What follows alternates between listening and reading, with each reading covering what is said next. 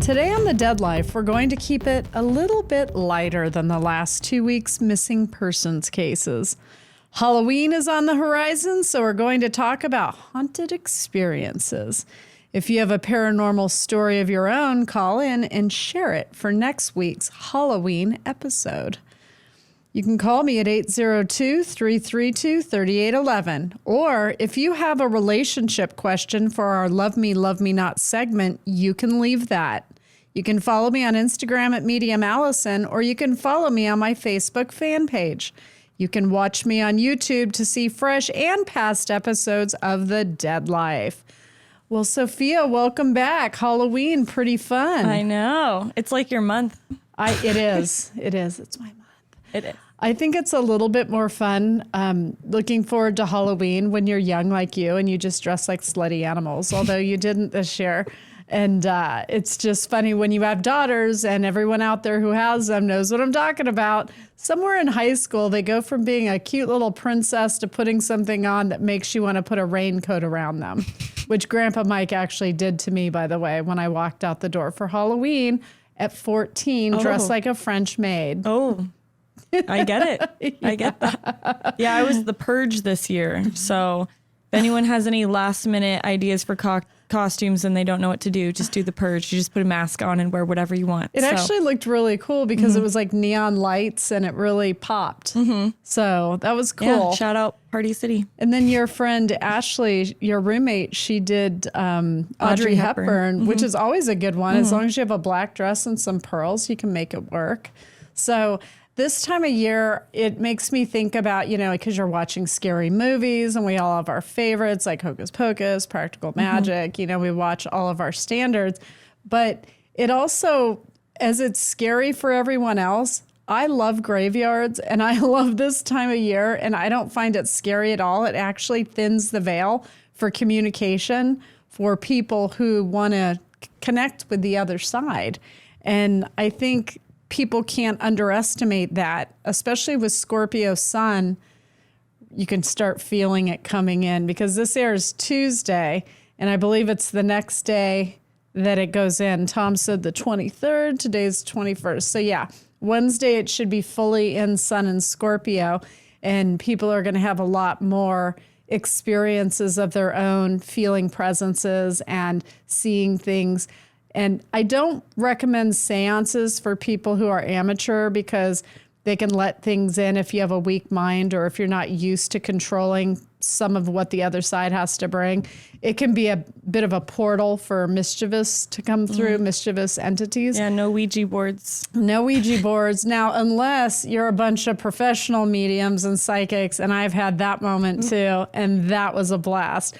One of my favorite stories was when we lived in the Maryland house.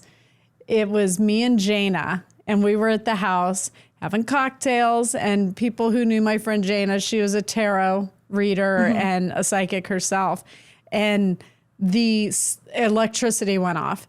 So it wasn't even that we were in the dark, it's that the electronic gate around our house wouldn't open. Yeah. So we were actually stuck on the compound of the house with no lights. So what did we do? Because we're all woo. So we lit a bunch of candles and started flipping tarot and started seeing if there were any presences in that house. Now, if you remember the basement where your sisters were, I know that sounds bad, the basement, but it was this, and I'm from Arizona, so we didn't really have basements, but in this particular neighborhood, you can't build a second story. So the people that built it built an entire story underground. And we thought they'd love it, not. And then it turned out that the people we bought the house from, his wife had died in a car accident. And it was her, did you not know this? I didn't know this. This is my first time hearing this. And their 14-year-old daughter was living in what Aurora's room was. And I'm sure she had a great deal of sadness losing her mom, and then her dad remarried. So there was all this tension down there. So no wonder Aurora, I mean, she was already something, but I don't think that helped. But Aurora didn't mind it. Fallon. Yeah. She was so scared of the downstairs. It was a little too vast for kids of that age, I think. There was too much space. And Aurora being down there with her wasn't helping anything. Well, then there's no like windows. Like they kind of did, where it was like a window that went out to that area. You know what I'm talking about? And then the sun could like kind of came down. Yeah. I liked it. I like it when things are sort of dim, you know. I thought it was cool. She was like 9. I know. But her room looked like a big pony stable. I know it did. We made it as welcoming and sweet as we possibly could. And it was a really cool downstairs. But anyways, I always could feel a little something in the house, and I always wondered if it was the mother that had died, because he remarried. And since no one knows who he is, I think I can speak freely. She was a bit of a hooker, the woman he remarried, and he had a baby with her. So he basically, her mom dies, and he just kind of starts his life over. And so I didn't really like the energy of the house. Anyways, so Jana and I are having a seance because we thought it'd be fun. And we started talking to spirits that would be in that house. And, you know, that was a pretty big house. So, like, it was pretty scary with no lights and just candles. And we started feeling a presence. And all of a sudden, every fireplace in the house lit itself and went, whoosh, and these fireballs went up the chimney in each chimney at different times. And Jane and I were like, oh my God. I was going to say, I would scream. Oh my God. And there wasn't much we could do about it because it was torrential downpour outside. It might as well have been a movie. Torrential downpour, lightning, thunder, and spontaneous fireplace fireballs going up the chimney. So she and I are like, well, we're here. Let's just have a good time with it. So we just started writing messages down from the spirit that was coming through until the electricity was turned back on, which was hours. I think it was like 4 hours. It was a long time. Were we home? No. Oh. No. I don't know where you and Dad were, but I was with just Jana in the house. It was just the two of us. So I'm not sure, because it was a long time ago. Jana, if you're listening, call in if you remember, because the storm came out of nowhere. And it was basically, she and I were just going to kick back and compare notes of our clients and, you know, the experiences we had in our readings, which we would do. We would decompress. We didn't really expect it to become a thing. And then at some point, you and like Dad and you girls came home, but by then the gates were working and we were just sort of filling Dad in on what happened. He's like, oh, only you two, you know? Nothing shocks that man. No. Not after you. No, I know. So that was actually kind of a cool experience. I haven't been afraid or spooked by any ghosts. I have seen mischievous ghosts. I don't like them. I don't like the way they look. And it's interesting because I saw those when I was starting out professionally. So I made a leap from being a childhood medium where I was pretty much attracting people from the other side who felt like they needed to protect me. So I always had this protection energy around me. I was never afraid of it. You were a baby, so you're in the nursery next to our bedroom. And we'd hear things because there was a baby in the house, they really like children, especially babies and especially motherly women who'd passed. And your dad and I started hearing the rocking chair next to your crib rocking. You could just hear it squeak, squeak, squeak. And Dad said, who is that? And I said, it's just your grandmother. It's fine. She likes babies. She's just keeping an eye on Sophia and protecting her. So I actually felt really good knowing she was there because she was so sweet and that she was attracted to you because you were such a little bright light. And I kind of was hoping maybe if you woke up, she might even put you back to sleep. Right. You're like, oh, we'll take all the help we can get. Yeah. So that was nice. And then one night we heard boards creaking next to Dad's side of the bed, like somebody was pacing. And your dad wanted to know who was there. And I said, it's just your dad. You know, he has something to say. But I was exhausted. I had 3 kids under 5 and was working and going to school. So he said, ask him what he wants. I said, I don't really care. I just like go to sleep. But then I did ask him And I had relayed to your dad, I said, your dad says he sets alarms off to get our attention. It's his sign. So, of course, your Grandpa Jim would have some just super annoying, can't avoid me sign to let us know that he's around. So our home alarm went off a lot, right? So what do? You call in the repairman. So the repairman's on a ladder in my closet, and he's climbing up to the box that's mounted at the top that lets you know if there's something going on. And it was up really high. And I said, I don't know what it could be. It's just the alarm keeps going off, in the middle of the night, every night. And it was waking your sisters up. And it just popped in my head. I said, I think the yellow wire's loose. And he opened the hatch to the box and the yellow wire had come loose. And he looked at me as though I was some psycho housewife that was lonely and did that just to get his fine physique over, I guess. But yeah, that happens. So in the beginning, I'd get more mischievous entities around me as an adult because I didn't know how to set up borders and boundaries to make sure I was sifting out the ones that I really didn't want around. So that's when I had these experiences with the mischievous entities. Their faces look kind of white and milky almost, and almost, I guess, skeletal shaped is the best way to say it. But they'd peek their head around the side, the corner, and they'd look at me. And they'd laugh, and then they'd pull themselves back around. Move immediately. They'd go with me, so it wouldn't have helped anything. See, I would hate that. Yeah.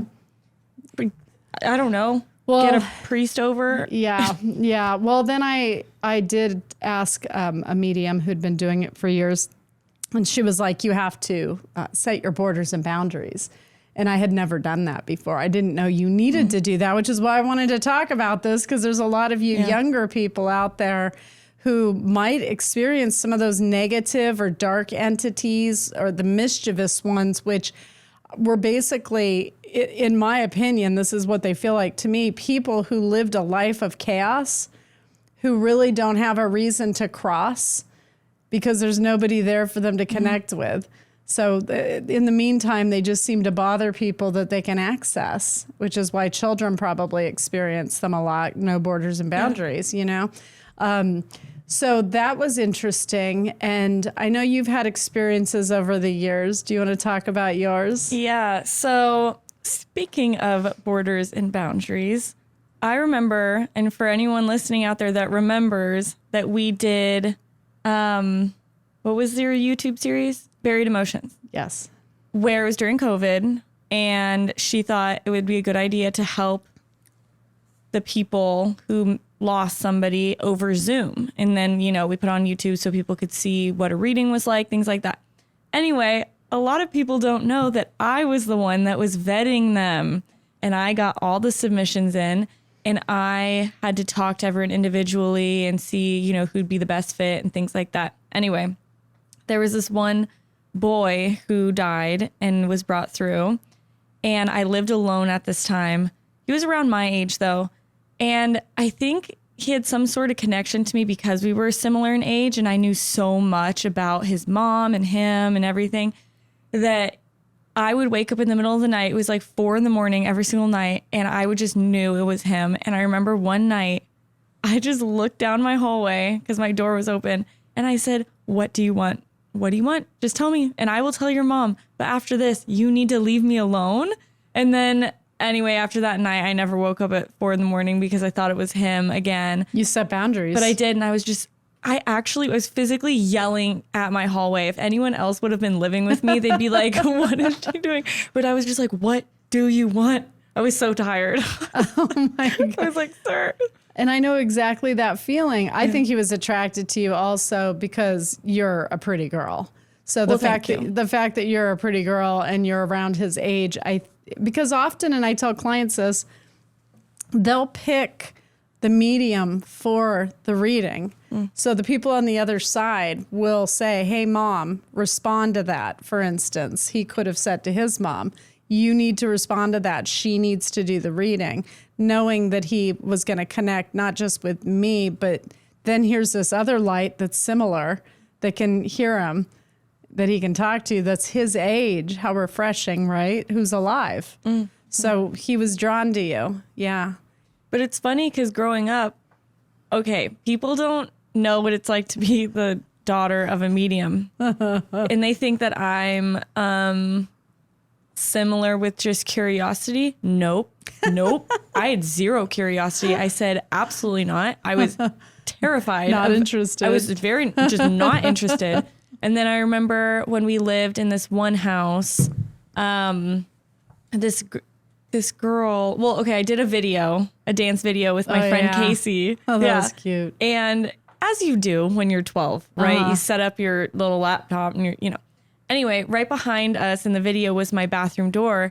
And as we're watching back the video, we noticed that it opened and we both looked at each other and we just screamed. And then we ran downstairs to where my mom and her friends were. And I was like, oh my God, Mom, you have to look at this video. I don't know what's going on. Anyway, and then this girl, she would just, because I think she died down the street, but she would open doors a lot and close doors. I think she was in a car accident. Yeah. And went to Chaparral or something. Yeah. And so then you asked her to leave. Yeah. Like, leave me alone, because I was 12. Yeah. I was like, I don't want anything I can't see around me. Yeah. But now I'll just yell at them. Yeah. No, you got much more confident in your communication with them. That was a really funny video. We have to find that video. That was pretty great. And to see two little like tweens losing it, Mom, I'm like, what? You thought something really bad happened. But then there's a ghost. But then when you told me that, I'm like, let me get my popcorn. Like, let me go tell me more. See what's going on. So that's another thing for adults to know. You can set borders and boundaries for your children. So when people say, how do you set your borders and boundaries? It's nice to hear I need them, but how do I do it? I'm going to tell you. So if you want to set borders and boundaries, do it like so.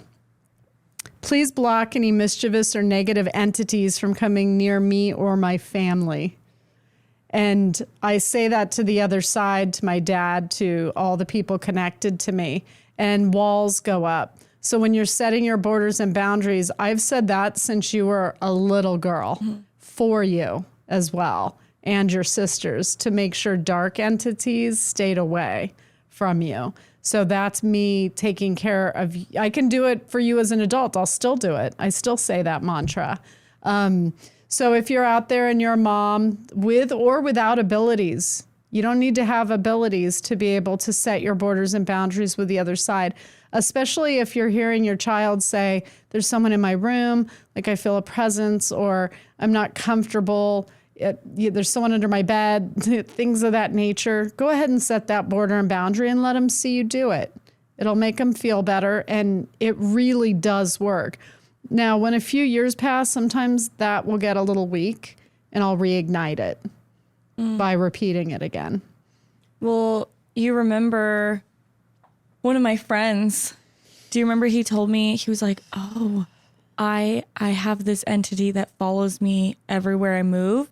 And then do you remember he showed me those photos? Yeah. And the entity was always in his photos, but it was like scary. It was a man. It was a dark figure. It was a really dark. Oh, I just got the chills. I know. Because I'm just like, how are you so calm showing me these photos where there's clearly a dark entity of a man messing with you? Because it wasn't just photos. It was like all the time. And he was just laughing about it. And I'm like, no.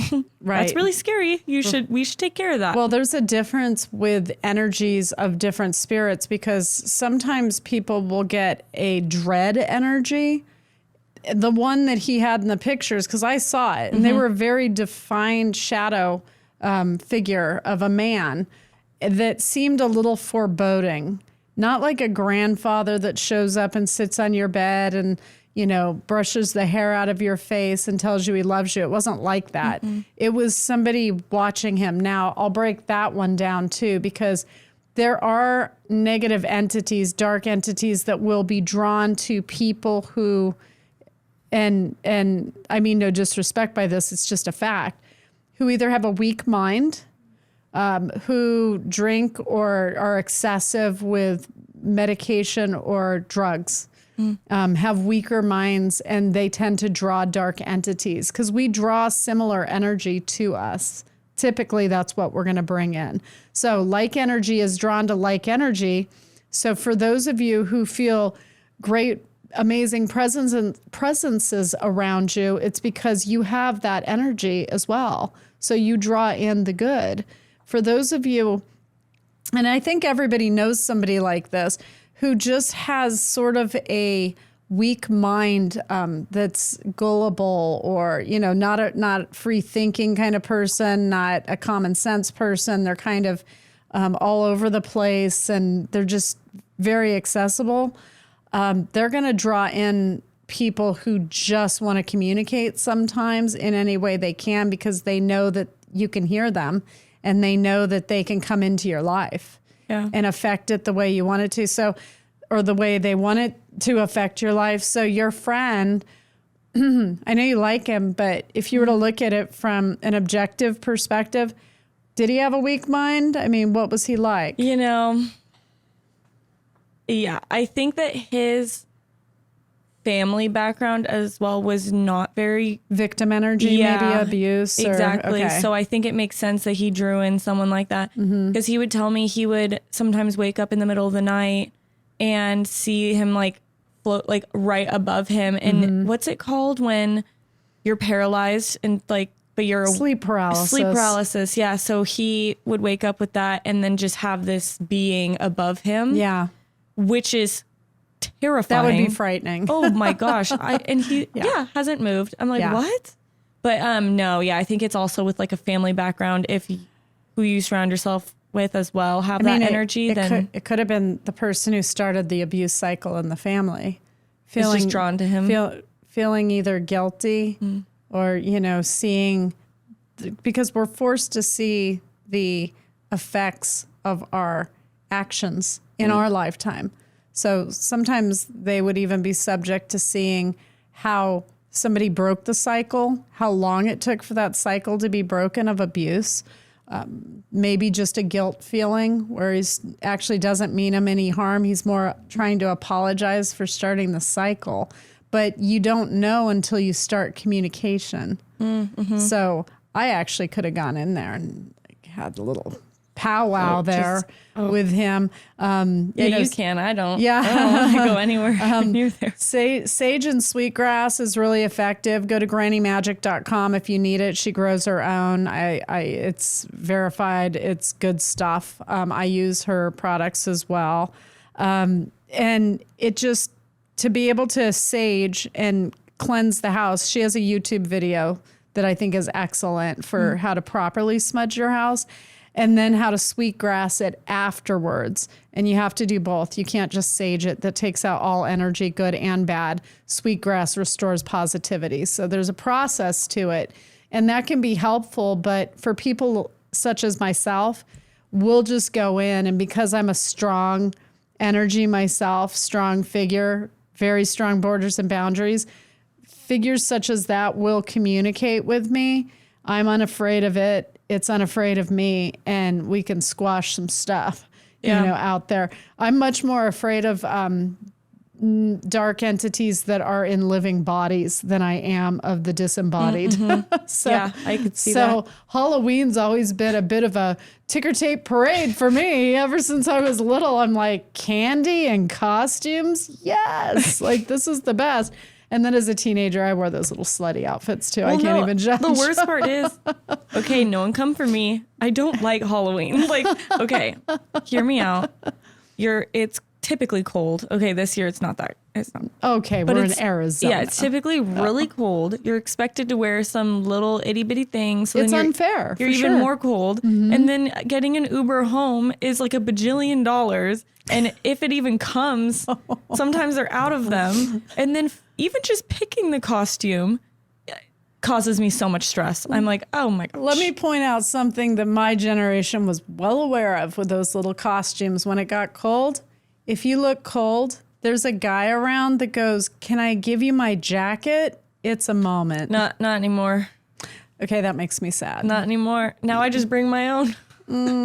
That's not the way it's supposed to be. I know. Your dad threw his coat over a puddle for me to walk over. True story, when we were dating. Chivalry has to exist. Call in and let us know, does chivalry exist in the millennial and Gen Z generation? I'm so curious because I'm Gen X and we had our pick. Like, we had some good ones. They worked out. They were cool. They were hot. They were funny.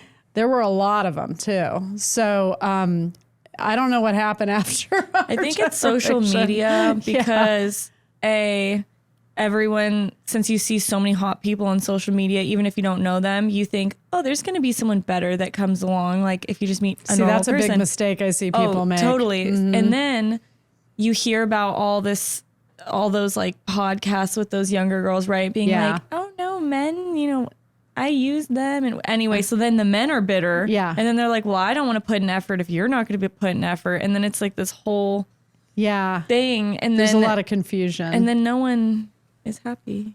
That's not good. That's not kidding. good. So kidding. I There's think hope. I think in the generation above me that the moms baby powdered the boys' butts a little too long to, even into adulthood. I still read women whose 40-something sons are living with them and the husband's gone now because he didn't want that. And I'm like, you understand he's going to live with you until you die, right? And then assume the house. Like, that's your exit plan there. So I think there were some mistakes made with a bit of coddling that probably shouldn't have happened.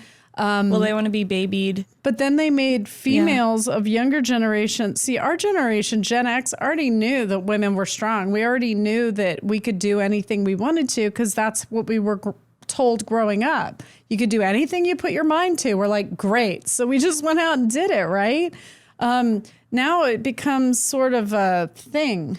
Where it's like, I don't need you. It's like, well, where did that come from? Because just as much as women need to be needed, men need to be needed too. And every now and then I'll tell a client, I'm like, look, I get that you're self-sufficient. You don't need him. But if he doesn't feel needed by you, he might move past you. Can't you fake needing him to help you change a light bulb? I mean, it's a small price to pay to be happy or to make him happy, So I don't understand. Just like women, we'd put on heels and mini skirts because we like making them happy when we go on a date and they're like, she's with me and they're all proud, I mean, it's the things you do for each other in coupledom and dating rituals. And we got to get back to that. The boys need to lift some weights. I think your generation, they're starting to do that more, Gen Z.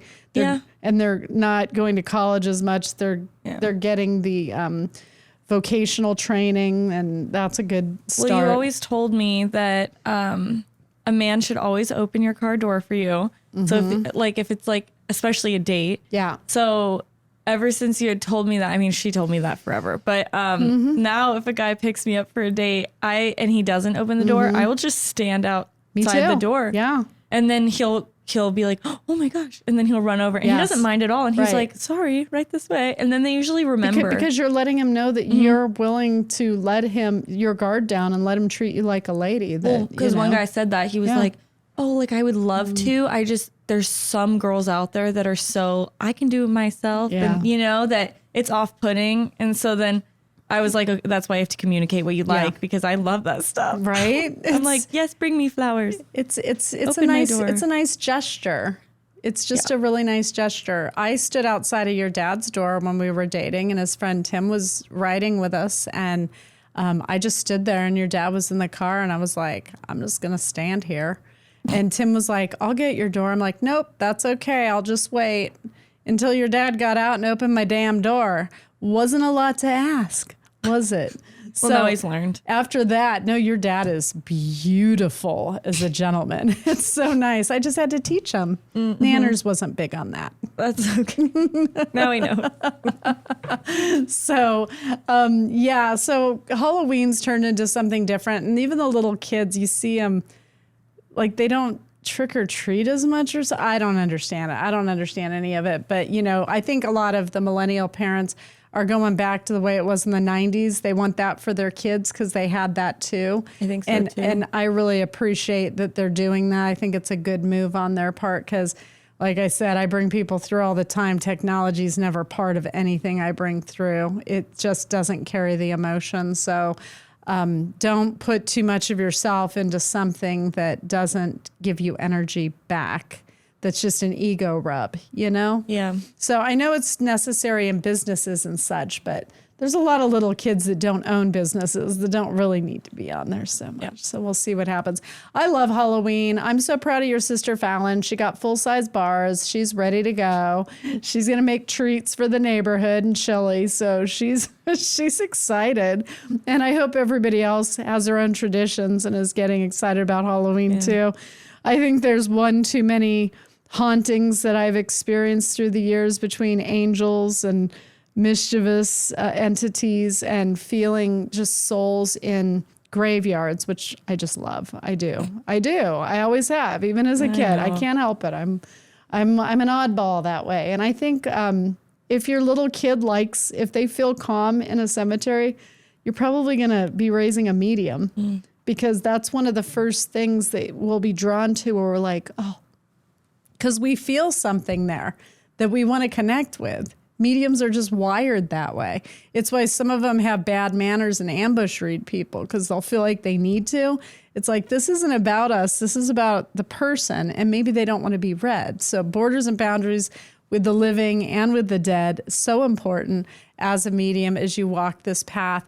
If you have a child, though, that is having the difficult time sleeping, and they're sensitives, you can put the music on really loud. I say, Alexa, play spa. And she just plays my spa music because I can't sleep without it. I've got to have something. So it helps distract that part of our brain that communicates with the other side. So I hope that helps. And I am really looking forward to, I'll be having Tom McMullen on in a week or two. I haven't decided where I'm going to place that episode. But we're going to run the charts of more serial killers. Ooh, and that's going to be a good one. Yeah, and see what alternative path they could have taken, what that would look like.